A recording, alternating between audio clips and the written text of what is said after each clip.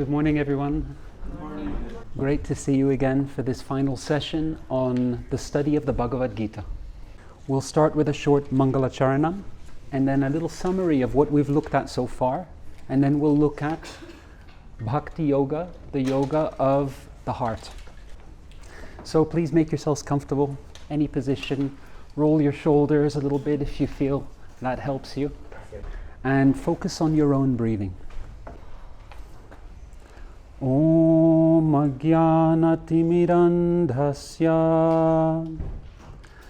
Jnananjana Shalakaya Chakshurun Militang Yena Tasmai Shri Gurave Namaha. He Shri Guru Jnanadadina Bandho Swananda Data Karunaika Sindho Brindavanasi Nahitavatara Prasidha Radha Pranaya Prachara Yuvatinang Yata Yoni Yunancha Yuvato Yata Mano Bhiramate Tadvan Mano bhiramatang tvai rasang prashang santu kavitvanishta brahmamritang veda shiro nivishta vayang tu gunja kalita vatang sang grihitavang shankamapi shrayama trinadapi sunichena Tarorapi sahishnuna amanina manadena kirtaniya sadahari vanchakalpa tarubhyascha kripa sindubhya evacha patitanam pavanebhyo vaishnavebhyo namo namaha. Vaishnavebhyo Namo Namaha.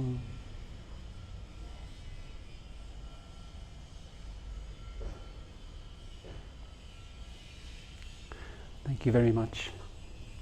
In many mantras you'll see the word Namaha.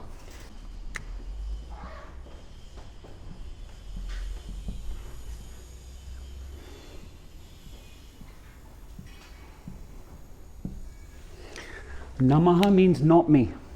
So what it refers to is relinquishing the identity, false identity in our story. So over the years you'll come across many mantras that end in Namaha. It's the part of the mantra where we abandon false stories and identities. So far we started off by looking at the teachings of the Dharma Code. Of course, the 4 principles of the Dharma Code are also yamas and niyamas, so it's directly connected to Patanjali. Then we had a look at an overview of the Gita as a wisdom text. We saw how the Gita has 18 systems of yoga, and you can pick whichever system best suits your nature. We then decided to focus on a few very important systems of yoga, especially the very first system, which is Vishad Yoga. Vishad Yoga is the yoga of crisis. So it's a system of yoga that helps us go through very difficult challenges in our life. Then we had a look at Karma Yoga, the yoga of skillful action. It's a system of yoga that helps us find deep fulfillment in what we do every day. So that what we do every day as part of our work, it itself becomes our yoga practice. Our work, our daily work, our job, whatever it is that we do, becomes our yoga practice. Like that, our yoga practice is not simply recovery yoga, where we have a really difficult day that has no meaning, and then we go to the yoga studio to do some yoga just to feel alive for a short time. But rather, the field of action, Kurukshetra, the field of action, becomes our yoga mat. Then we had a look at Sankhya Yoga. Now, one aspect of Sankhya that we didn't look at, but we touched on earlier, is the yoga of the 3 gunas. That's also part of Sankhya. So the teachings of the Gita you can summarize them in 4 broad statements. I'm not sure if you can read this, or it looks like a spider has crawled across the board. But the first one is set out on the journey of the soul. That represents Vishad Yoga, especially. Because Vishad Yoga, when we face difficulties and challenges in our life, it can set us on the journey of the soul. So Arjuna's journey Arjuna's journey of wisdom begins with his crisis. So the closest word in Sanskrit to spirituality is Atmagati. Atmagati means the journey of the self. Whatever helps us forward on the path of the soul, on the journey of the self, is spirituality. The second broad teaching is let every step be its own reward. And that's represented by the first 6 chapters of the Gita, which are mostly on Karma Yoga. When we follow Karma Yoga, when we practice Karma Yoga in our life, we gain deep fulfillment, not by looking for and being attached to outcomes, but our very activities, the very actions we take are deeply fulfilling in themselves. Let discernment be the warrior's sword. That's the sword of Sankhya, which we spoke about yesterday. The sword cuts away illusion and false perceptions and attachments. And then, so this is the last 6 chapters of the Gita. Now we're going to the middle 6 chapters of the Gita, which is the most confidential part of the Gita. So these are Krishna's words. He describes Bhakti as his most confidential teaching to Arjuna. There are 5 levels of teachings in the Gita. Regular teachings. So an example of regular teachings is the teachings on a yogi or a yogini doesn't eat too much or eat too little, doesn't sleep too much, sleep too little. Then you have confidential teachings, secret teachings. And then the next level is more secret. Then the 4th level is the most secret. Krishna says, this is the most secret. And then Krishna then gives some more teachings. He finishes the Gita, and then Krishna says, it looks like the conversation is over. And then Krishna says, okay. He gives him a little bit, some further teachings, and he says, these are the most secret of all secrets.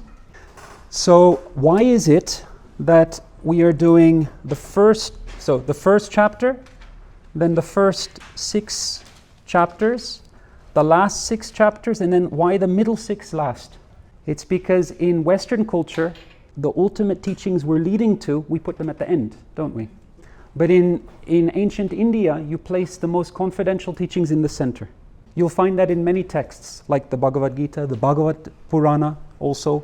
The most confidential, the most secret teachings are placed in the center. I think maybe it's so, someone picks up the book, they'll flick through the beginning and flick through the end. If they don't have a genuine interest, they'll miss the middle. So today we're going to focus on the teachings of devotion, the teachings of sacred love. So the word, we don't, in English or in Spanish maybe, we don't have many words for love. It's a small, very beautiful word, but it has to do a lot of work. The word is often misused, and it has lost, in many cases, it has lost its sacred meaning. So we'll use the word love to mean, I love ice cream, or I love football, to friends that we love, to a partner who we have deep feelings for, to love of a community, or even love for all people. The word love has to do so much work, and we don't know we may not know what it's referring to. We have many words for a society. You can understand the consciousness of a society or the thinking of a society by their language. And likewise, language will influence the mentality or consciousness of a society. It works both ways. That's why we put a little bit of focus in the Sanskrit words, actually. Because then the consciousness of the ancients, of the rishis, can more easily be transferred. So in our culture, we have many words for, say, coffee, right?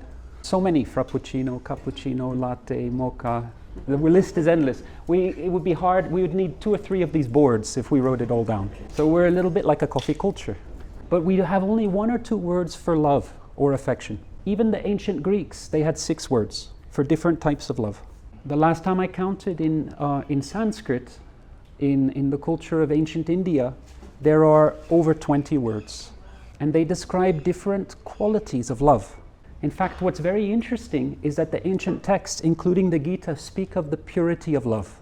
The implication is that what passes as love can be contaminated by selfishness, the desire to control, by jealousy, by false perceptions.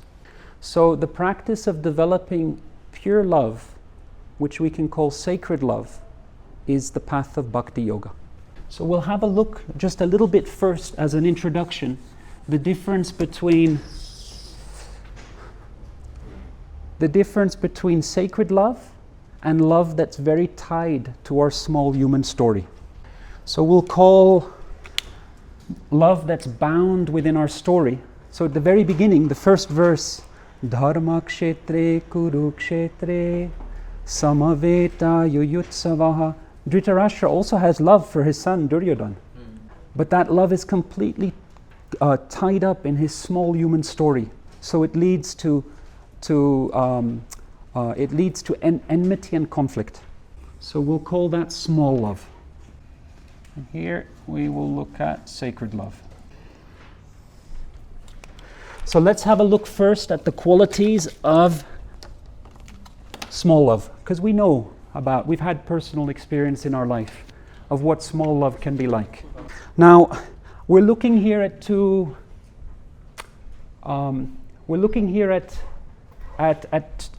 directions, but love can be anywhere along this continuum. So small love, one of the most important and obvious characteristics is that it's highly conditional. If someone supports our story, our identity in our story, we think of them as a friend and we have love for them. If someone acts in a way that threatens our story or undermines our identity, we withhold our love. Small love is also, I will say, accidental. We talk about falling in love, don't we? Right? It's accidental. Small love is not like a practice. We don't think of it as a practice, we don't think of it as an ability. It's something that just happens or doesn't happen. And in fact, we often think that it's dependent on finding the right person. So we think of ourselves as a package of qualities, and we put a value on what we think that package of qualities is. And we do things in our life to try and increase our value. Look better, have a larger salary, whatever it is. And then we look for someone that we think represents a good exchange. What happens is that other people become secondary characters in our own story in which we're the dominant person. So what happens then is that love is fleeting, it's temporary. What happens is that as soon as the conditions are no longer met, the relationship breaks, we look for another partner or someone else to love. We look for another accident. So that's why you have the most incredible, I personally find it astonishing. We will see two people who will declare their undying love for each other one day, and maybe a few months or years later, they will declare their undying hatred for that person in the divorce courts. So it's also based on false perceptions, because it's locked within our small story. We're not seeing other people on the level of the sacred self, the level of the soul. Rather, we're looking at them as by their external qualities and how those qualities can serve us. And then the last one, it's limited to a small circle. In other words, it's limited to a small circle of friends and relatives. It's not a love that extends to all beings. Some people, they try to increase that circle. So they try to increase the extent, the scope of their love and affection for a community or a nation. But because it's still locked within our small story, we think of my nation and your nation. Like Dhritarashtra, the Kurus and the Pandavas, the fight between two nations. So the quality of sacred love is in every single respect its opposite. It's a love that is unconditional. And it's not accidental. It's actually, it's an ability, an innate ability that we can develop. And when we develop it, it doesn't extend just to one or two people. Automatically, we love all beings. It doesn't depend on finding the right person. Every person is worthy of being loved, including ourselves. Because it's not conditional, it will not break, but it's a love that is permanent. And it's not based on false perception. Actually, when the Sanskrit word for sacred love is bhakti. When Krishna first introduces bhakti in the Gita, it's in a section of the Gita on realized knowledge. In other words, on wisdom.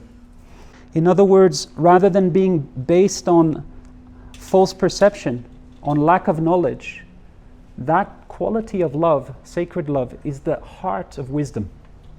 And as mentioned, it's not limited to a small circle, but it extends to all beings. So, the question becomes, well, someone might say, well, that's, this is the way saints love. I'm not a saint. Seems like a little bit too good to be true, maybe. But Arjuna's not a saint. He's not a renunciant. He's not a saint. He's a warrior. This is a type of love we can culture as a form of yoga. Anyone can do it. So today we'll have a look. Bhakti is a big subject, but we'll have a look at some of the key teachings that Krishna gives to Arjuna. When you see beyond the physical. That's why Krishna, at the very beginning of the Gita, he teaches Arjuna Sankhya to try and help Arjuna look more deeply beyond the outward reality, beyond the field of perception. Someone who develops sacred love, they will look upon all people equally. But someone if we're lost within our small story, we start thinking very much in terms of body identities. And we will tend to think of people in three ways. I'm going to express it strongly. I know it's more nuanced. Those who help us, we will think of them as friends. Those who hinder us, we will think of them as enemies. And those who don't help us or hinder us, we will think of them as irrelevant. But someone who if we develop sacred love in our life, everyone is relevant. There's a space in our heart for everyone. Everyone is family, even those we haven't met yet. That kind or quality of love is what the soul is searching for. We're all ready to love and be loved. It's our nature. And when we are able to, through yoga, when we're able to find a quality of love that transcends our human story, we find deep fulfillment because we don't belong to this human story. If you remember, the Atman is beyond time and space. We're not part of this field of perception, actually. So purity of love means love that is not contaminated by the field is not disturbed by the field of perception. Another way of putting it, it's the Atman finding its true nature. Now, Krishna has given Arjuna many teachings already. Karma yoga, the yoga of action. Gyan yoga, the yoga of the mind. Sankhya, about discernment. Krishna has explained to Arjuna how to control the senses and mind. But Arjuna is still not satisfied. So Krishna then gives him his most confidential teachings, the yoga of the heart. We've looked more powerful than the mind, more powerful than the physical body, and more powerful than control of the senses is the heart. So this is about how to apply our heart in our yoga practice, which is our most powerful faculty. So we invest over the course of our life, we invest so much energy and time into improving our intellect, don't we? The whole educational system, which is, people may spend decades in it, is for improving the mind. But there's very little to help us improve the quality of our heart. There are no schools for that, except Yoga Mandir and all the yoga studios you have. So sometimes, we might say, oh, I'm a yogi, I'm a yogini. But actually a yogi or a yogini is a very elevated stage. We're more like practitioners of yoga. A true yogi or a yogini is someone who sees the happiness of others. They value it as their own happiness. And they see the suffering of others as their suffering. So we can, if we're locked within our story, we are the opposite to that. Dhritarashtra is the opposite.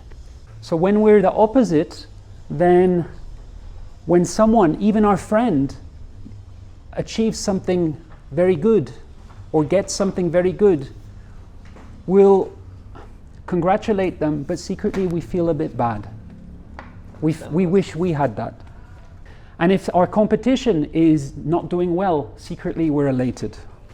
We may not reveal that, but we may feel that way.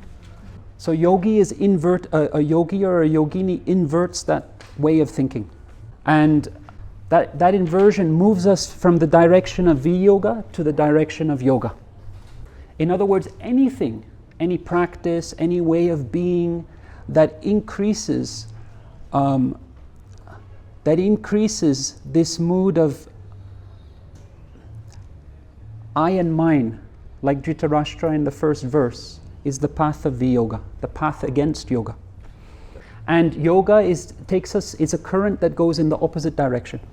So let's have a look now at some of the main teachings of Bhakti Yoga. The first teaching is engage your heart in your yoga practice. So sometimes we may not be very aware of our own heart. We may place a lot more emphasis on our intellect.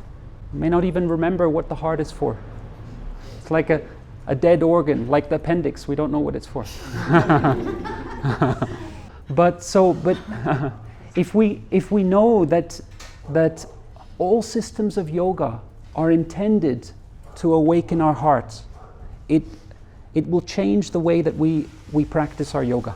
So ultimately, even the practice of asana is intended to awaken our ability to love. So we can become more conscious of the state, the condition of our own heart. Is our yoga practice softening our heart or hardening our heart? If we are doing any spiritual practice and it's hardening our heart, something is wrong with our practice. It's not yoga, but viyoga. So this actually helps us to differentiate between any form of practice or any path. If it creates the divisions of Dhritarashtra, then it's viyoga.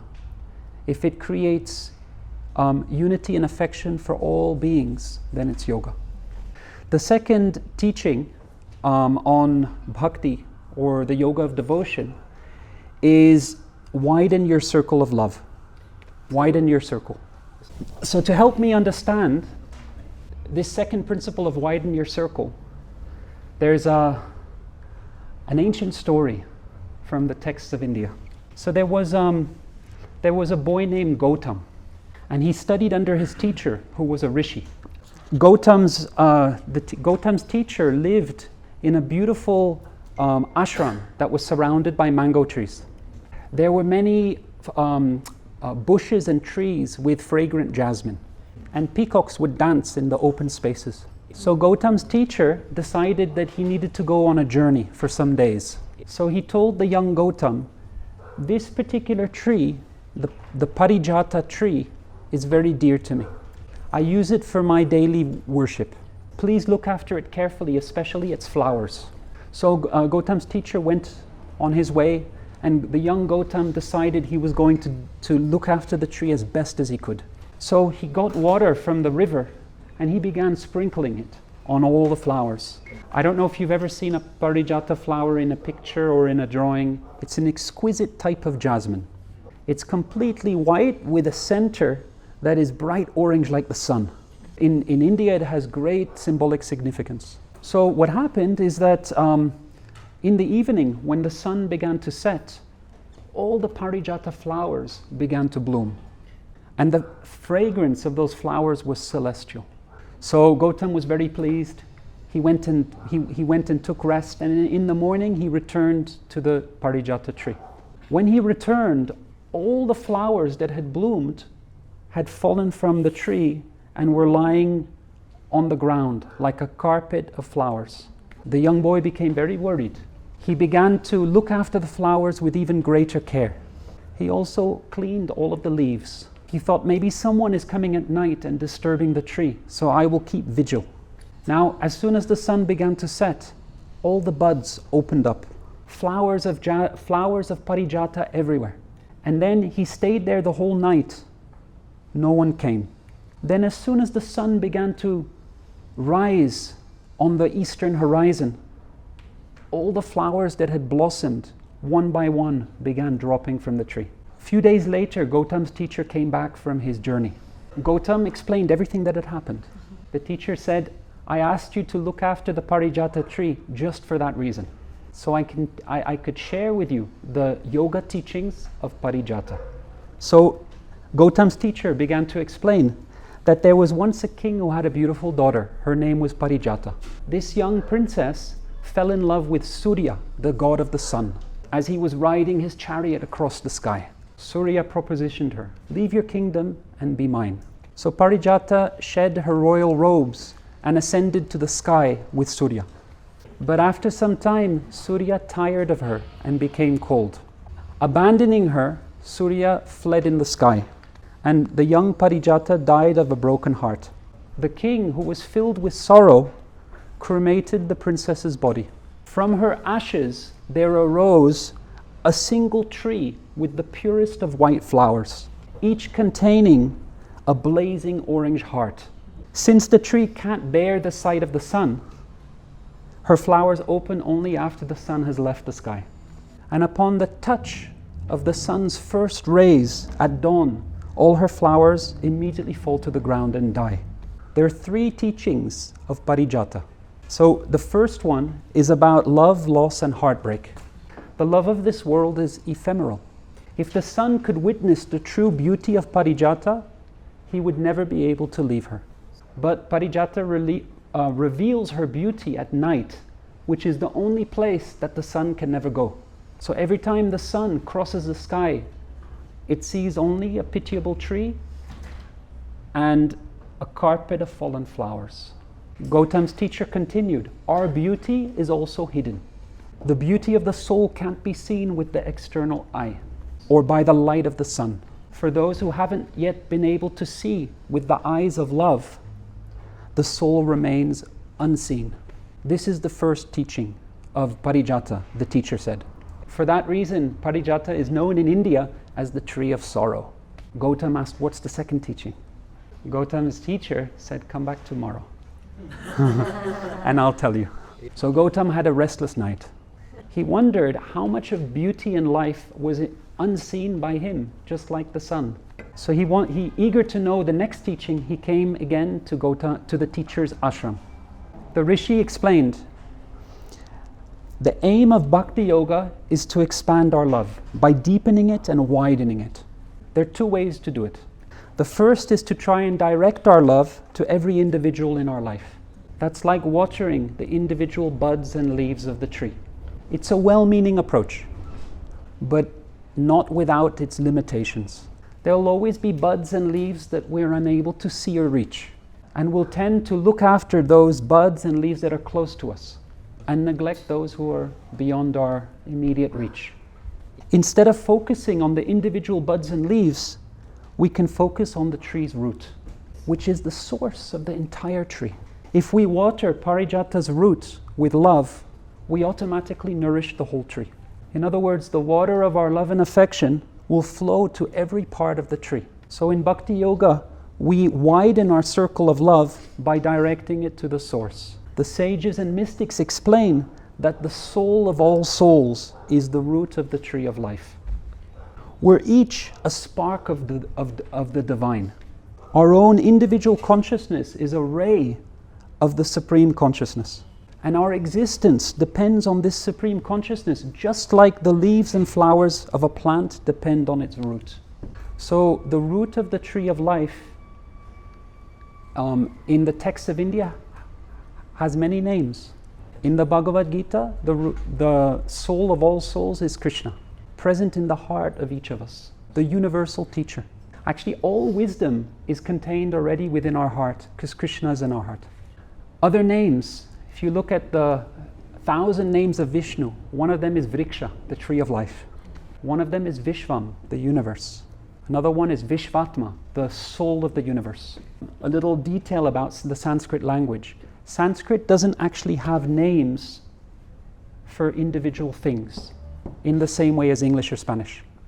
So in English, for example, we might have the word lion. The word lion doesn't mean anything, it just denotes a particular animal. In Sanskrit, everything is a description. So one of the words for lion is keshari, because it signifies the color of a lion. So because of that color, the animal is called keshari. Have any of you ever used saffron? The name for saffron is also keshari. Keshari because it's the same color. So you can only know what a sacred text is referring to by context and by having a teacher.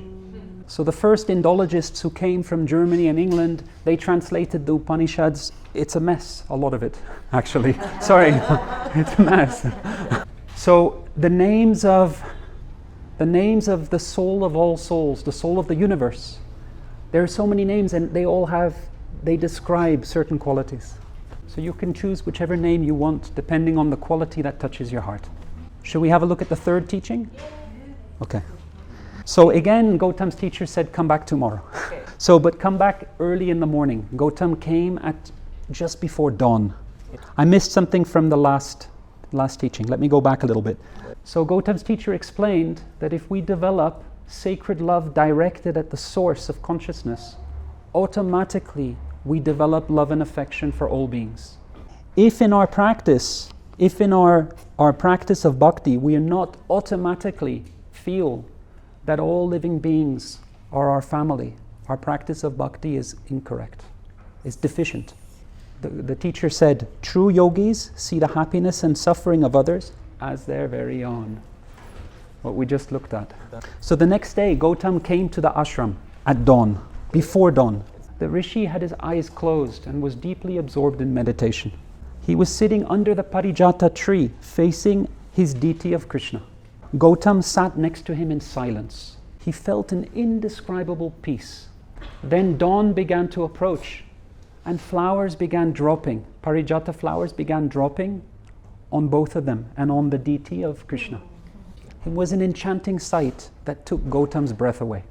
Gautam's teacher explained, Parijata represents the transition from small love to sacred love. Our nature is to love. The soul is constructed and destined to love. And yet the small love and affection of this world is ultimately a source of sorrow. So we can choose which quality of love we hold in our heart. We can transform our small love into sacred love through the alchemical process of Bhakti Yoga. So we don't have time to look at some of the practices of Bhakti Yoga this time. Yeah. But everything that's alive requires food. So what is the food for sacred love? What nourishes it?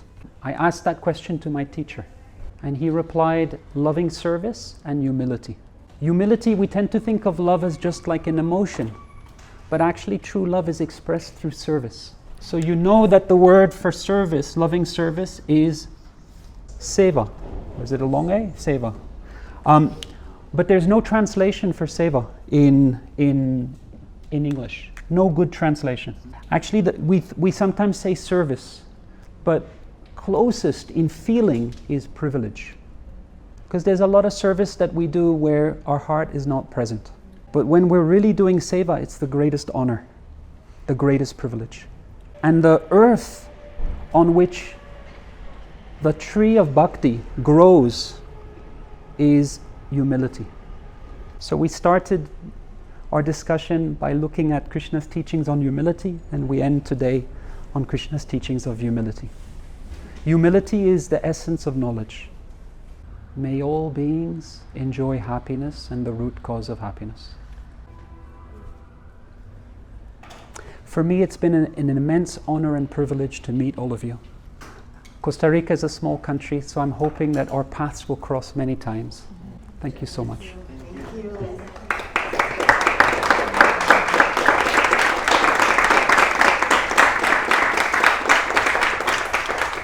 I want to extend my heartfelt thanks to Edgar for inviting me and for arranging this with so many incredible teachers like Eduardo Mata and others who are coming as well.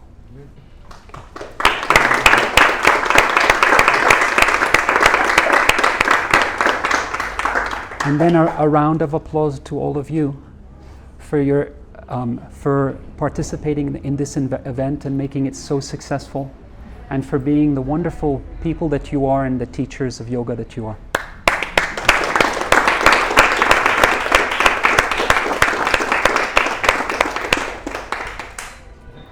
Simon, very happy to have you here. Your teachings are very special, very deep. They touch us very deeply. So thank you very much for being here with us. Muchas gracias, Simon.